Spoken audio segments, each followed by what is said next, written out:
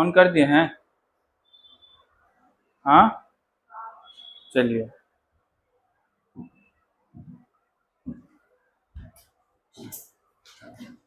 यहाँ तक आ जाता है।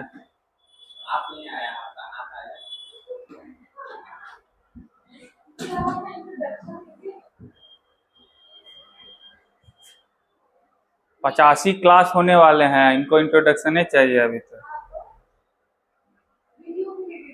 वीडियो में भी जो रेगुलर कस्टमर है वो जानते हैं कौन है। नए नए समझ रहे हैं, टकला टीचर आए हैं। चलिए देखिए ध्यान से, कहाँ तक बातें हो चुकी थी। तो हम लोगों ने बेसिक शुरू किया था थर्मोडायनेमिक्स में। मैंने आपको बताया था प्रॉपर्टीज के बारे में, एक्सटेंसिव एंड इंटेंसिव, दो टाइप के प्रॉपर्टीज होंगे। इंटेंसिव क्या होते हैं, एक्सटेंसिव क्या होते हैं, आप लोग को बता दिया था मैंने। चलिए इससे अब हम लोग आगे बढ़े, बोलो चला जाए आगे।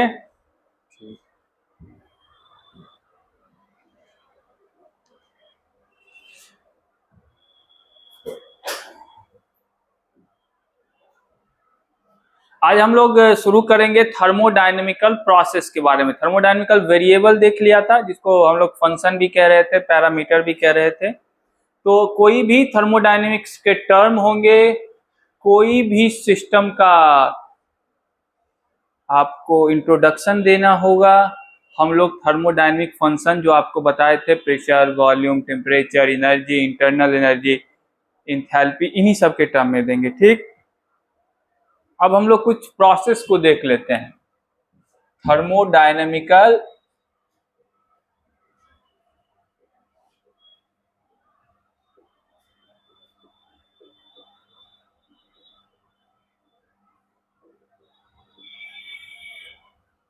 प्रोसेसेस का मतलब आप समझते हैं कि अगर कोई सिस्टम इवॉल्व होगा टाइम के साथ, वो अपना स्टेट चेंज करेगा, तो एक प्रोसेस है।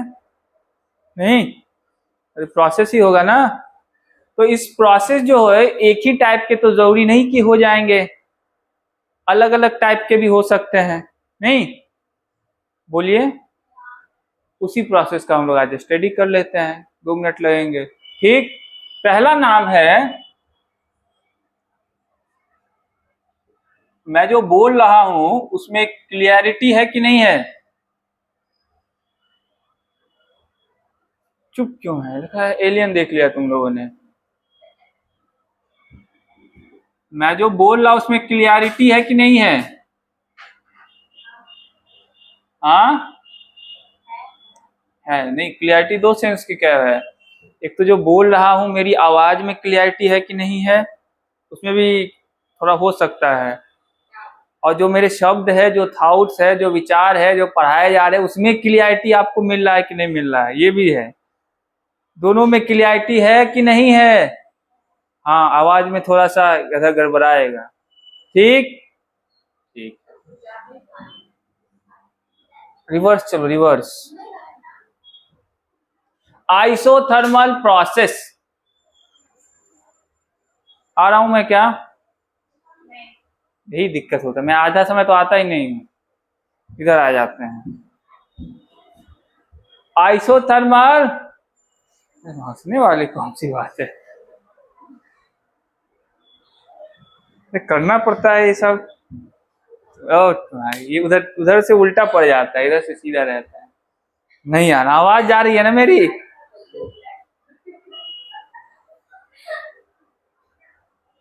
अरे कुछ ज्यादा ही खुश है लोग, रक्षाबंधन है इसीलिए।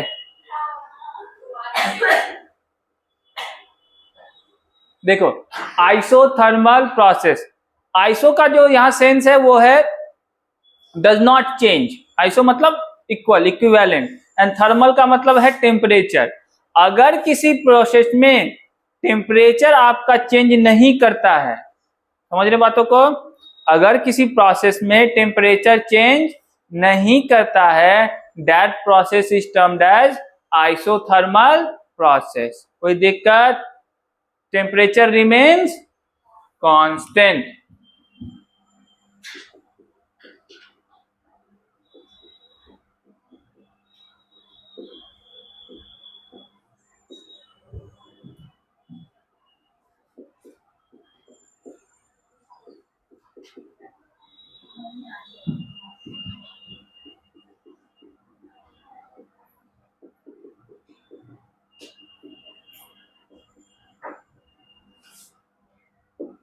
ठीक है। अब सिस्टम बना बना के भी दिखाना होगा क्या। मान लो ये आपका स्टेट कैसे डिफाइन हो रहा है, इसका P1 है, V1 है और टेम्परेचर T1 है। आपको कुछ समय के बाद इसका प्रेशर चेंज हो गया P2 V2 but temperature is T1। तो ये जो प्रोसेस कहलाएगा, ये प्रोसेस क्या कहलाएगा, आइसोथर्मल। टेम्परेचर चेंज नहीं हुआ तो कौन सा प्रेशर, कौन सा प्रोसेस, आइसोथर्मल। कोनो दिक्कत नहीं ना, ठीक है ना। ठीक, तुम्हारा पैर नहीं दिख रहा है आज,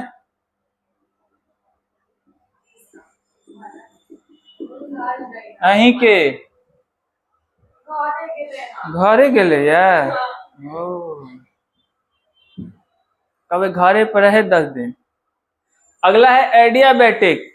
एडियाबेटिक का मतलब पता नहीं, तो मैं बता देता हूं ना। ये मान लीजिए एक सिस्टम है, ठीक, प्रोसेस हुआ, सिस्टम का स्टेट चेंज हो चुका है, ठीक है, बट यहां मान लीजिए आपको हीट इसके पास था Q।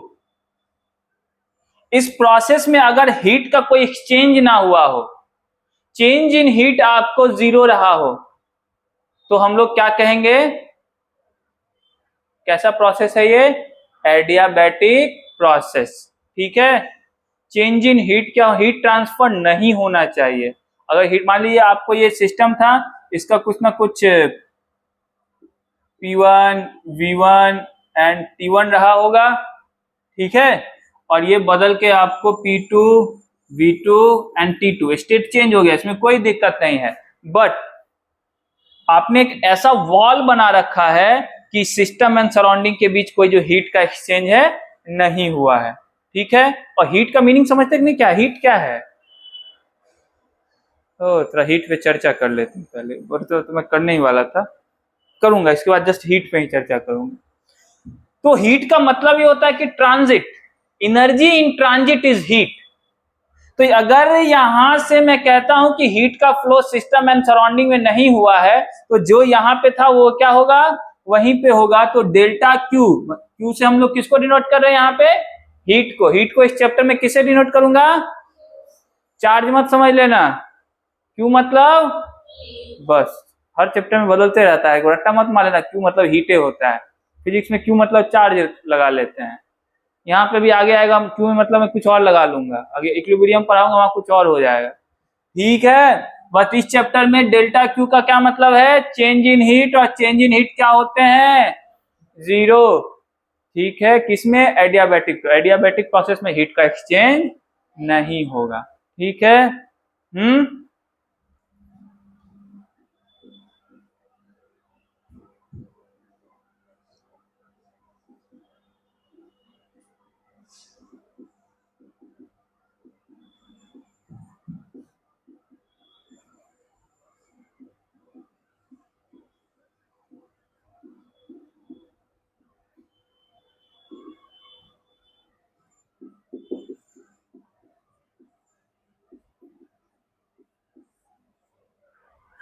और इसमें क्या था,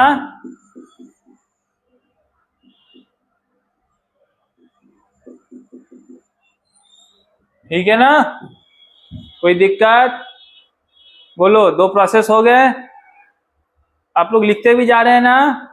गीतांजलि तुम लिख क्यों रही हो, मैंने मना किया है लिखने के लिए जब मैं बोल रहा हूं तो, पहले से तुम लिख रहे थे, ये पहली बात तो तुम समस्तीपुर के, मुझे तो तुम बेवकूफ बना नहीं पाओगे। मुझे बेवकूफ बना सकते हैं लेकिन वो सिर्फ दरभंगा मधुबनी वाले बना सकते हैं, समस्तीपुर वाले नहीं। क्यों गीतांजलि, गीतांजलि से पूछो, लिखो बैठे क्यों हो?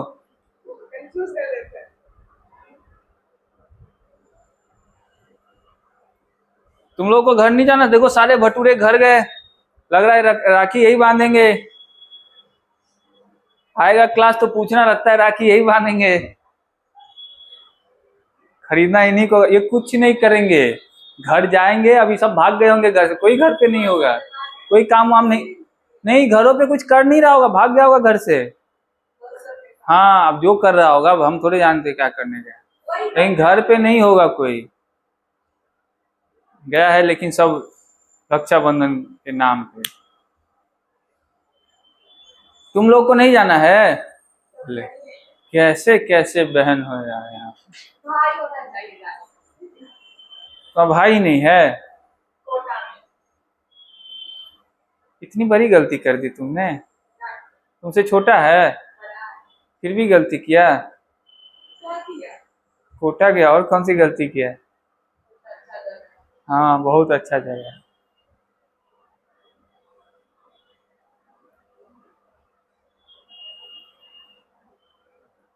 और जी तुम लोग का, इसका तो यही घर है। गीतांजलि, वो घर नहीं जाना? बता, देखो वो दबी दबी बोला कि सर याद तो आ रहा है सासाराम का।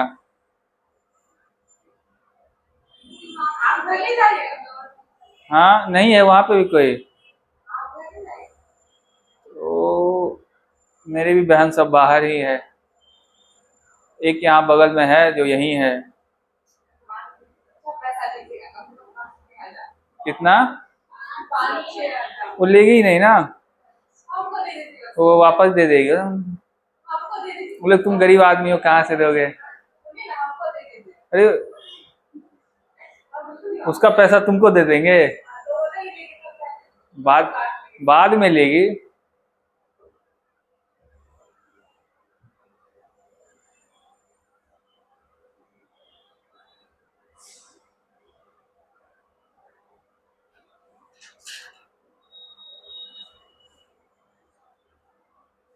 जल्दी लिख लिया? लिखते तुम लोग धीरे धीरे हो, इतना धीरे धीरे कौन लिखता है?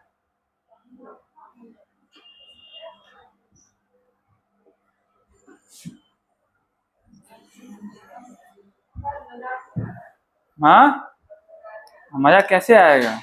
क्लास में नहीं है कोई तो कैसे मजा आएगा?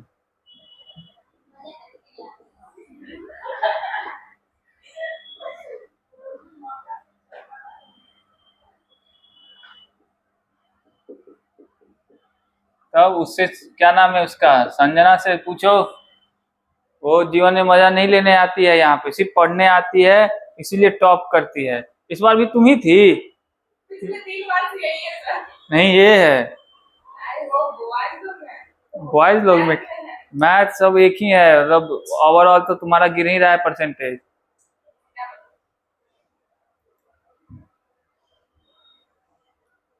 आइसोबैरिक, बैरिक का मतलब प्रेशर से लगा लो। तो आइसोबैरिक समझ में आ गया होगा, क्या होगा? क्या होगा? अरे प्रेशर कांस्टेंट होगा, और क्या होगा? आइसो मतलब बोल ही रहा हूं, सेम सेम। बैरिक मतलब प्रेशर लगा लो। क्या हो गया? प्रेशर कांस्टेंट आज इस प्रोसेस में क्या हो जाएगा? वो आइसो बैरिक प्रोसेस। ठीक है, मान लो ये तुम्हारा सिस्टम, इसका स्टेट है P1, V1 और T1, प्रोसेस हुआ और स्टेट क्या बन गया इसका? P1, V2, T2। ये कौन सा प्रोसेस हुआ? आइसो। ठीक है, अरे बोलो। प्रेशर रिमेन्स कांस्टेंट, मतलब डेल्टा पी इक्वल टू 0। ठीक है, इतनी सी बात है। अभी देखेंगे हम लोग थर्मोडायनामिकल वेरिएबल देखेंगे, चेंज देखेंगे, तो सबका ग्राफ भी बनेगा। अभी तो बस इंट्रोडक्शन हो रहे हैं।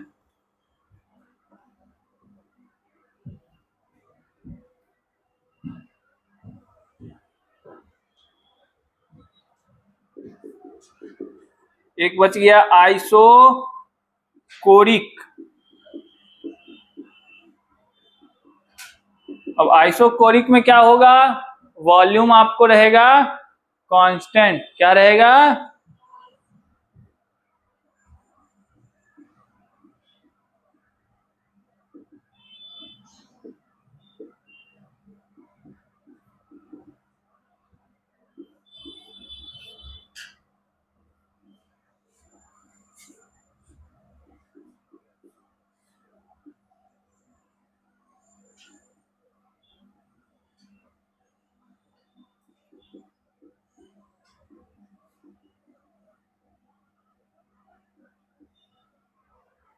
हम लोग जब बचपन में थे, मैं अपनी बात कर रहा हूँ, हम लोग बाकी बैच के लोग क्या करते होंगे, हम लोग जब पढ़ने जाते थे तो जितने कम बच्चे आते थे खुश होते थे।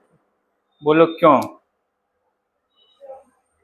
खुश होने का? ये कारण था, बैठ गए, कम बच्चे हैं, गुरुजी आए आराम से, और उस दिन गुरुजी ज्यादा पढ़ाते थे और ज्यादा अच्छे से पढ़ाते थे, ज्यादा मजा आता था हमको जब कम बच्चे होते थे। आराम से सुनने, कोई शोर शराबा नहीं, चिल। 1 घंटा क्लास, 2.5 घंटा हुआ, आराम से घर गए। हाँ, टेम्परेचर कांस्टेंट कर दिया। अच्छा चलो, टेम्परेचर कांस्टेंट कर दिया तो तुम वैरी करवा देना। ठीक है, वैरी हो गया ना? हाँ, वैरी होना ज्यादा जरूरी है। तुम भी वक्त के साथ वैरी करना सीखो।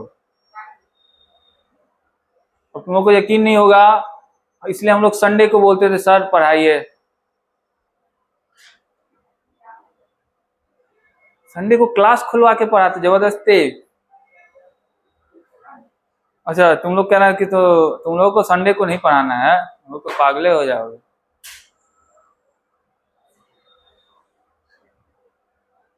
उतना सक्षम गुरुजी हम है नहीं, हमारे गुरुजी बहुत सक्षम थे, 7 दिन पढ़ाते थे।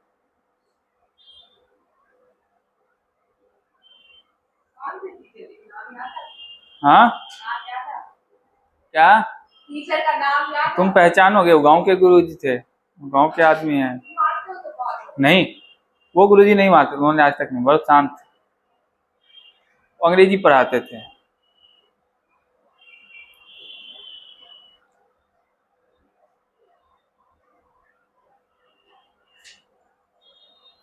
तो अंग्रेजी पढ़ाते पढ़ाते कोई हिस्ट्री भी पढ़ाने लगते थे, हिस्ट्री भी अच्छा पढ़ाते थे।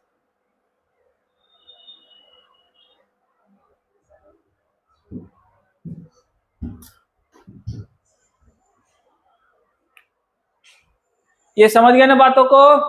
तो यही 4 तरीके के प्रोसेस आपको देखने को मिलेंगे। कोई दिक्कत? जोर से बोलो। बहुत बढ़िया, आगे बढ़ा जाए, मिटा दो इसको। ठीक,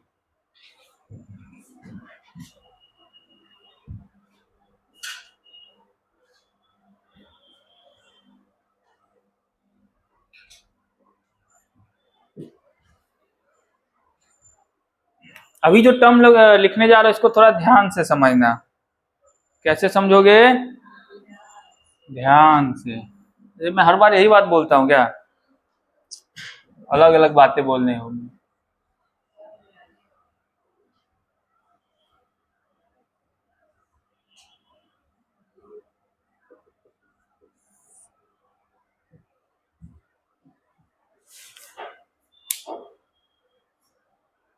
ठीक है, कोई दिक्कत? कोई दिक्कत, कोई बात नहीं। क्या लग रहा है, डुप्लीकेट?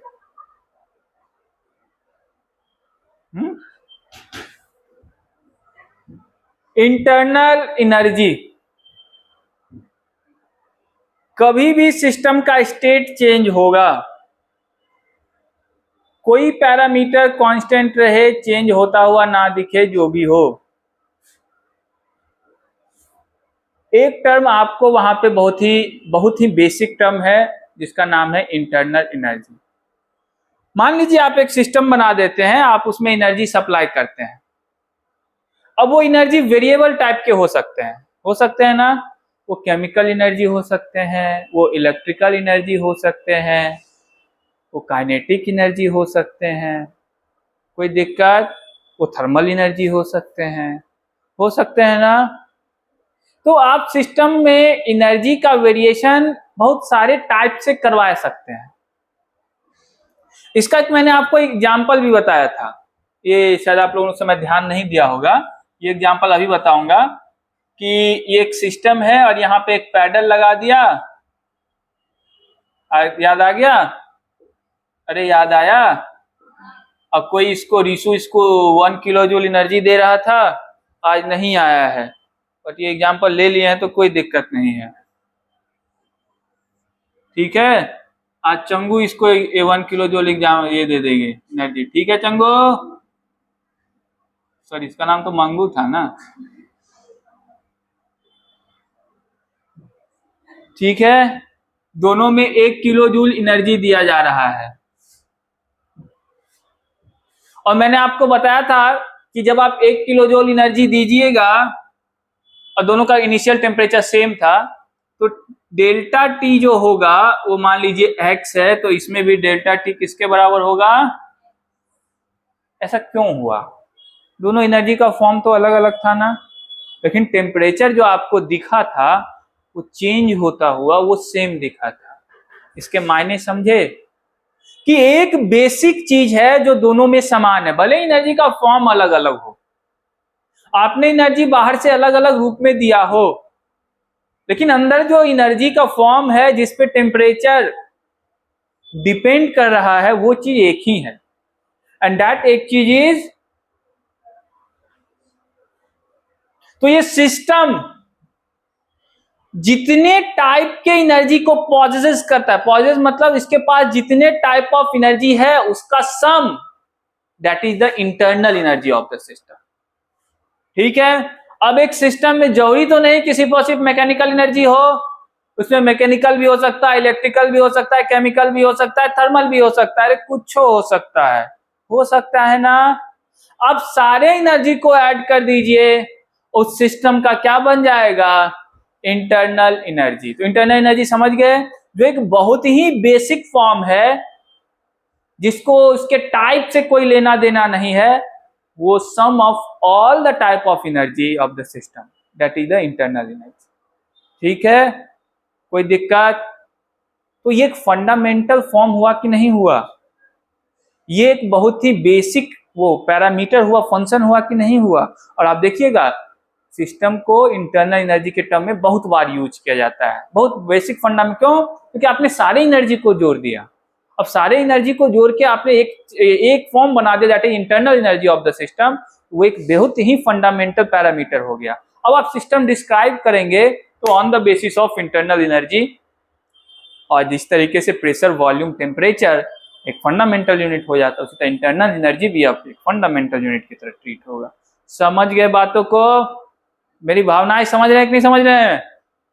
बस दिक्कत यही इंटरनल एनर्जी है। इंटरनल एनर्जी को मैं कैसे लिखूंगा, डिफाइन कैसे करूंगा? सम ऑफ, अरे जोर से बोलो, all the type of energy अरे थोड़ी सी गले में खराश क्या है?